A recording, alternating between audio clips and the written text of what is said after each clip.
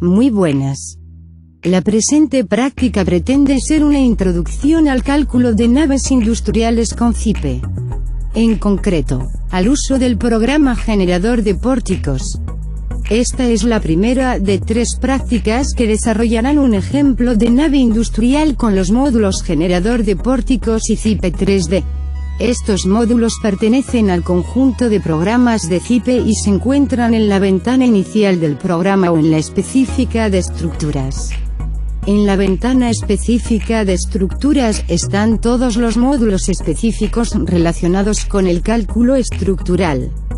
Para iniciar el trabajo con el programa, pincharemos en Generador de pórticos. El generador de pórticos nos servirá para crear la geometría básica de nuestra nave y generar las cargas de viento, nieve, sobrecarga, y peso propio sobre la cubierta y los laterales. Además, el generador de pórticos calcula las correas, que son las viguetas que apoyan sobre los pórticos y reciben la carga de la cubierta para transmitirla a dichos pórticos.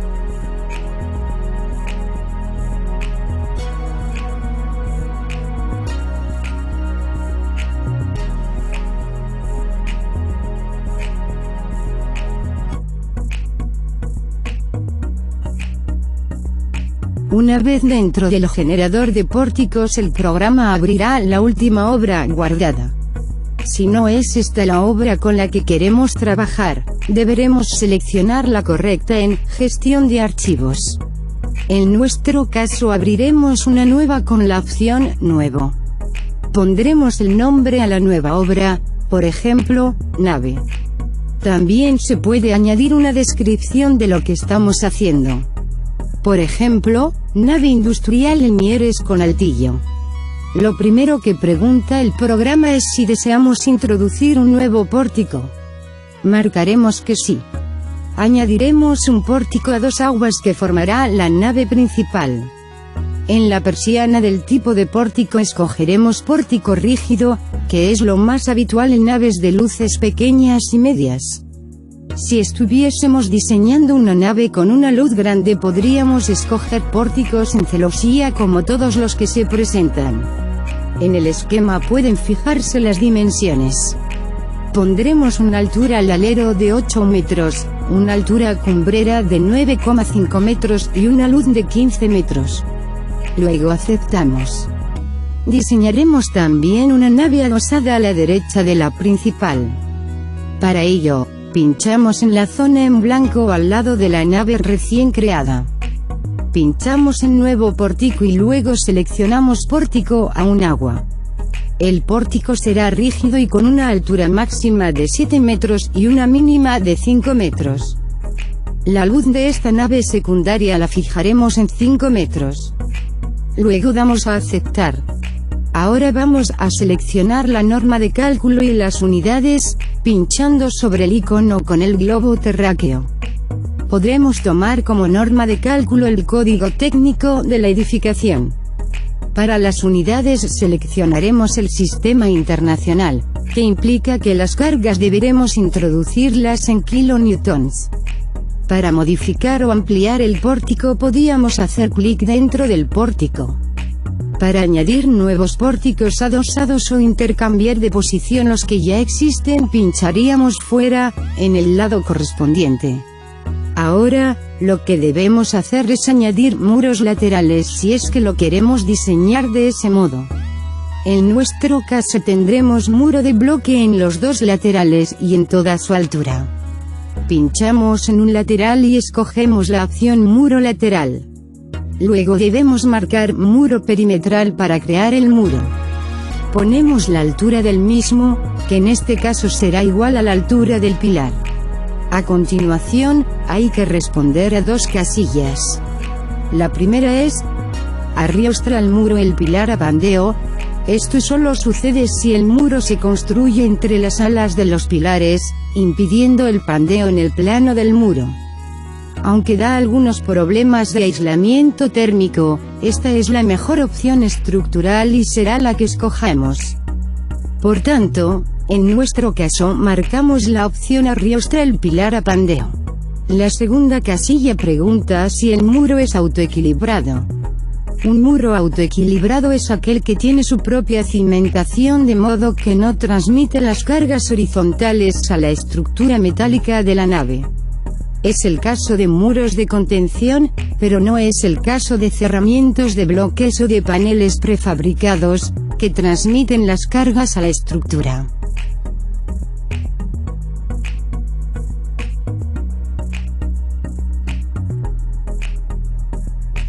Por tanto, no marcaremos la opción de autoequilibrado. Hacemos lo mismo con el otro muro lateral. Ahora iremos a rellenar los datos generales de la obra. El primer punto que aparece en la ventana es el relativo a la separación entre pórticos y el número de vanos entre pórticos. Nosotros tenemos previsto hacer una nave de 30 metros de largo. La separación habitual entre pórticos de naves industriales convencionales con pórticos rígidos y perfiles comerciales es de alrededor de 5 metros. Marcaremos entonces 5 metros en separación y 6 vanos entre pórticos. Esto significa que nuestra nave medirá 30 metros de largo y tendrá 7 pórticos en total. El segundo punto trata la existencia de cerramientos. Cualquier nave tiene cerramiento en cubierta y por tanto deberemos marcar esta opción. Si conocemos el peso del cerramiento lo debemos incluir. Si no, deberemos buscar un valor aproximado en el código técnico.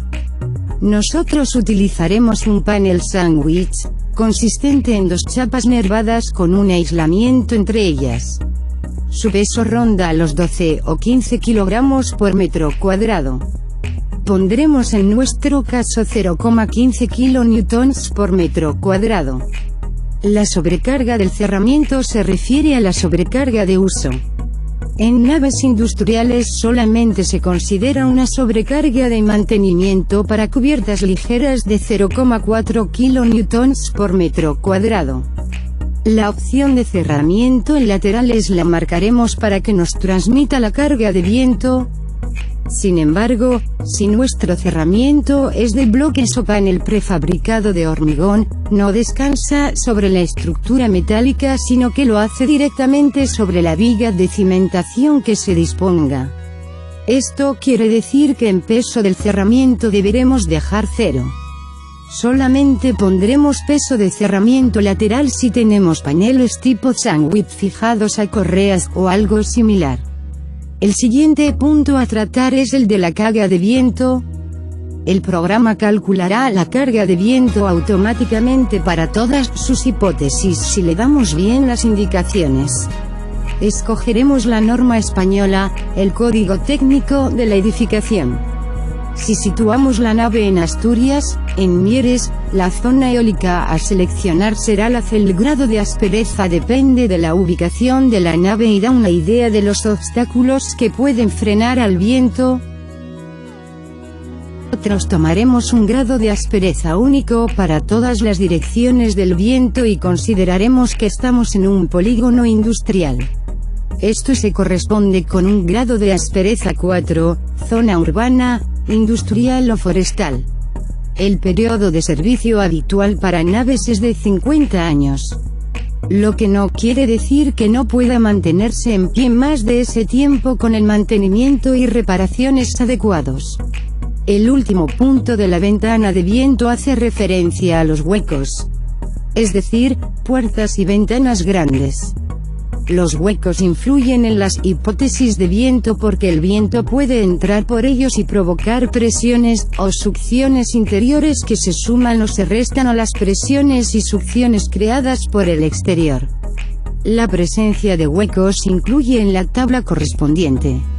Nosotros consideraremos 2 portones grandes de 4 metros de ancho y 6 metros de alto. Los situaremos en la fachada frontal y en la fachada trasera y en el centro del pórtico principal.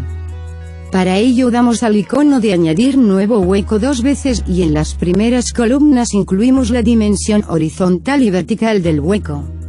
Las otras dimensiones que se preguntan en la tabla se refieren a la posición del centro del hueco. Le damos a aceptar para cerrar la ventana de viento. La siguiente carga que nos considerará automáticamente es la de nieve. Para ello, seleccionamos esa opción. Luego, con la norma española como referencia, seleccionamos la zona climática que corresponde y la altitud. También puede seleccionarse una ubicación en la flecha azul de la derecha buscando en el mapa. Haremos eso para ubicar la nave en Asturias, en el municipio de Mieres. Asumimos los valores para ese lugar y vemos que nos los marca automáticamente. La exposición al viento de la nave influye para la carga de nieve. La nieve es más difícil que se deposite en una nave muy expuesta. En nuestro caso dejaremos el valor por defecto de exposición normal. Los resaltos en la cubierta, en la dirección perpendicular a la de máxima pendiente y la presencia de petos o cosas similares pueden evitar que la nieve deslice y aumentar la carga. En nuestro caso no consideraremos esto. Para realizar bien la combinación de cargas y considerar los coeficientes de simultaneidad correctos para el cálculo de las correas, el programa nos pregunta si estamos a una altitud inferior a 1000 metros o no. Marcamos inferior o igual a 1000 metros. En el apartado de categorías de uso deberemos marcar que se trata de una cubierta ligera accesible únicamente para mantenimiento y la sobrecarga de uso no debe ser concomitante con el resto de acciones variables. Esto implica que nadie se va a subir a reparar la cubierta cuando hay fuertes vientos o nieve. Por tanto, significa que estamos considerando un coeficiente de simultaneidad sí para la sobrecarga de uso de 0. Marcamos, por tanto, categoría de uso G1. Una vez hecho todo esto aceptamos y salimos así de la ventana de datos generales. El siguiente paso, dentro del generador de pórticos, es calcular las correas de cubierta. Para ello, vamos al icono correspondiente o al menú de datos generales, escogiendo la opción de edición de correas. Se pueden disponer correas para soportar el cerramiento de cubierta y para el de los laterales. En el ejemplo presente solo tendremos correas en cubierta porque el cerramiento de los laterales lo planificaremos de bloque. Para las correas de cubierta se realiza una comprobación del estado límite último y del estado límite de servicio. Esto significa que se comprueban su resistencia y su deformación o flecha. Para la comprobación de flecha pondremos la limitación general del código técnico de la luz, L partida por 300. Las correas suelen considerarse vigas continuas que apoyan en varios pórticos. Esto es beneficioso para su resistencia y su rigidez frente a las cargas. Por tanto, nosotros marcaremos la opción de 3 vanos para nuestras correas. Si bien es cierto que comercialmente puede que no siempre encontremos barras de 15 metros de largo, pueden unirse tramos para formar estas vigas continuas. En cuanto al tipo de fijación de la cubierta a la correa, esto influye decisivamente en cómo se calcula frente a estado límite último. Una fijación rígida, como pueden ser tornillos unidos a un panel sándwich, lo que hace es sujetar la correa para que no sufra torsiones o flexiones viada. Una fijación por gancho permite las torsiones. Una cubierta no colaborante transmitirá a la correa tanto torsiones como flexiones viada. De acuerdo a todo esto, la elección más adecuada es la de fijación rígida. El siguiente paso en esta ventana es describir las correas que vamos a utilizar. Para ello escogeremos el tipo de perfil, la separación y el material. El perfil que seleccionaremos es uno conformado en frío en Z. Escogemos la opción de perfil de acero conformado y ahí tomaremos perfil en Z con rigidizadores. Daremos luego a aceptar. La separación habitual entre correas de nave va de 1 a 2 metros. Lo normal es rondar el 1,5 metros.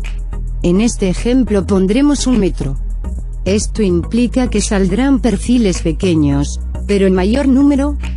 Para el acero podemos dejar ese 235. No es un acero resistente, pero en correas de perfiles conformados suele utilizarse a veces. Ahora escogeremos un parámetro de los 3 a optimizar. Lo normal es dejar fija la separación y optimizar el tamaño del perfil. Para ello, damos a dimensionar en la fila de tipo de perfil.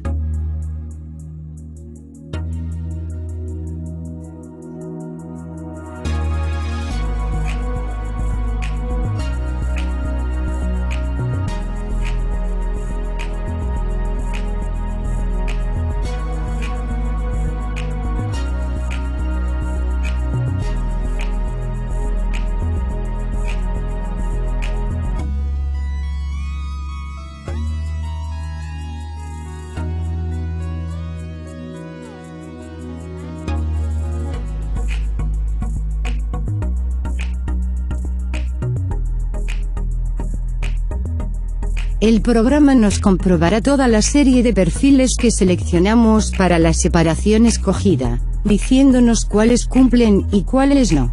Cuando el programa termina de hacer las comprobaciones aparecerá el listado. Podemos ordenarlo por peso pinchando en la parte superior de la columna correspondiente. Escogeremos el primer perfil que cumple. Para ello debemos seleccionarlo pinchando 2 veces sobre él y aceptamos. Ahora podríamos optimizar la separación un poco más dándole al botón dimensionar correspondiente, pero lo dejaremos así. Hacemos clic en aceptar y se nos mostrará el grado de aprovechamiento de los perfiles, considerando resistencia y flecha. El aprovechamiento deberá estar por debajo del 100% y el más limitante será el más alto de los dos. En esa ventana que aparece podemos pinchar para ver las comprobaciones de estado límite último que realiza el programa según la norma seleccionada y también se puede descargar el informe. Una vez tenemos calculadas las correas, podemos ver las cargas que el programa nos está considerando para ser aplicadas sobre los pórticos. Eso puede verse en el botón correspondiente o en datos generales, y luego opciones de visualización de cotas, correas y cargas. En la ventana que se abre marcamos representar las cargas y escogemos un pórtico para ver las cargas sobre él. Por ejemplo, el tercero. Luego pinchamos en opciones de dibujo de cargas y ahí podemos seleccionar la hipótesis de carga que queremos ver. Vemos que las hipótesis de viento son muchas, considerando 1 o 2 por cada lado y las posibles variantes debidas a la presión interior. La sobrecarga de uso es 1 y las de nieve son 3. El peso propio incluirá el peso de las correas y el del panel sándwich de cubierta. Nótese que las cargas el programa las distribuye en la longitud de la viga dintel de la nave. Esto no es muy preciso, pues realmente el dintel recibiría las cargas como fuerzas puntuales de cada correa que apoya sobre él. Sin embargo, en la mayoría de los casos, este modo de trabajar es válido.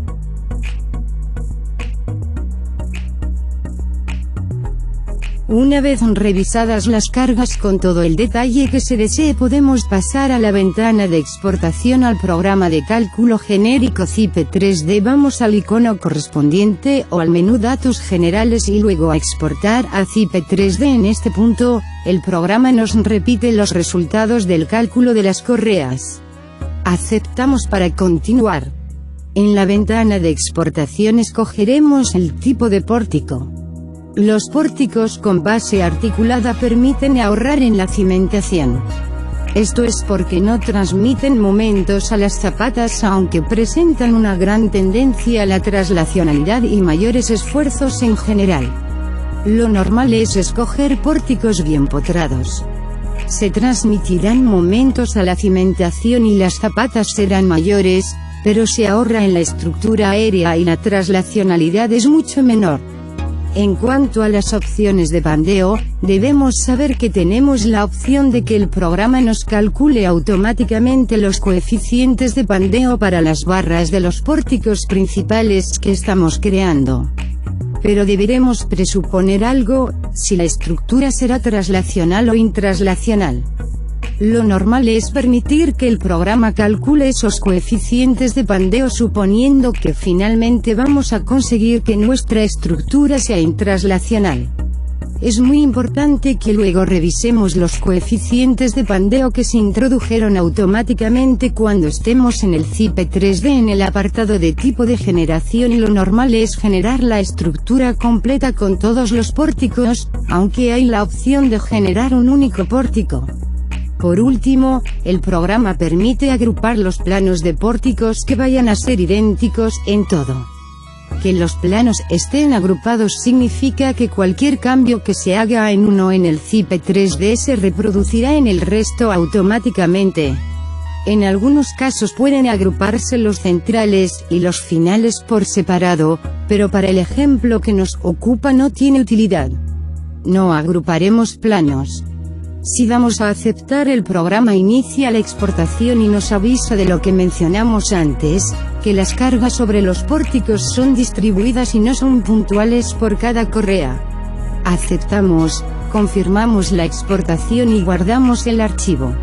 Se nos abrirá automáticamente el CIPE 3D donde deberemos crear una nueva obra para recibir la exportación. Cerramos la primera ventana, que veremos más adelante, y pasamos a la ventana que nos pregunta por el nombre y la ubicación de los archivos de la nueva obra. Pondremos el nombre a la nueva obra, por ejemplo, nave. También añadimos una descripción de lo que estamos haciendo. Por ejemplo, nave industrial en Mieres con Altillo. Al aceptar, entramos en la ventana de trabajo del CIPE 3D. Se continuará con este programa en la siguiente práctica. Saludos. Y hasta entonces.